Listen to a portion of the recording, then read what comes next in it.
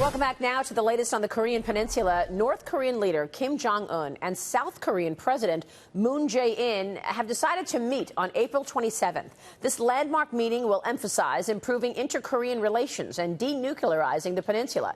Setting the date for these historic talks will pave the way for discussions between President Trump and the Hermit Kingdom.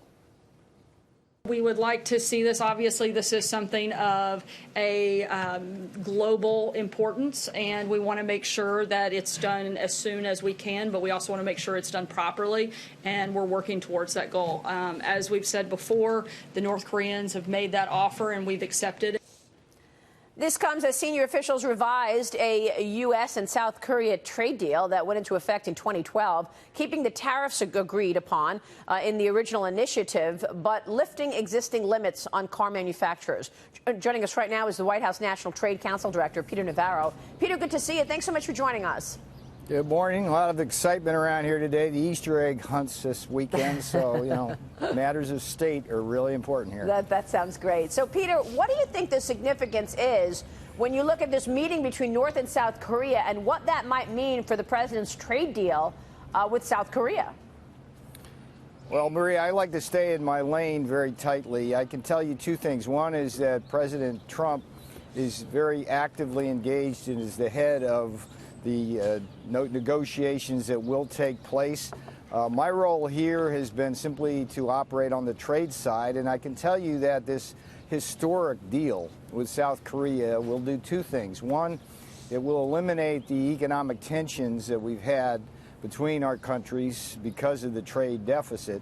And two, it will allow us from a national security point of view to work much closely together, and we've been very close for many, many decades now. I think what I find most interesting on the home front about this deal is how it affects working men and women here in America. If you think about, for example, one of the elements of the agreement is this thing about light trucks. We were able to extend the ability to levy a tariff on light trucks through 2041.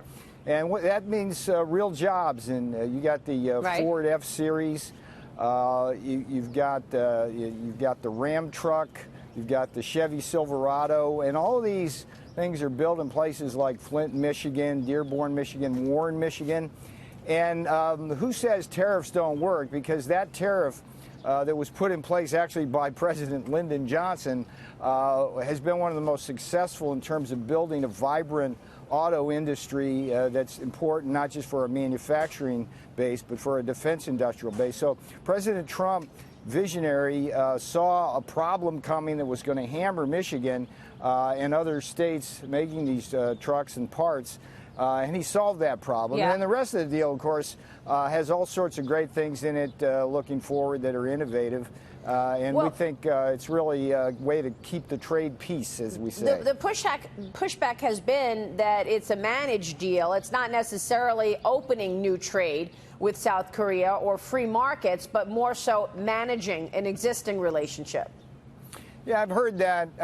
Two things there. One is that countries around the world have used tariffs very effectively to keep us out and to build up their own manufacturing base. In the case of light trucks, it's the poster child for how tariffs can be good. In January, we put tariffs on solar and washing machines through President Trump's leadership, and what did we get? We got a flood of new investment. But we're also really strongly committed to free markets and fair and reciprocal trade. And the biggest problem we've had with Korea on the trade deficit is autos and auto parts. It's 80% of the deficit.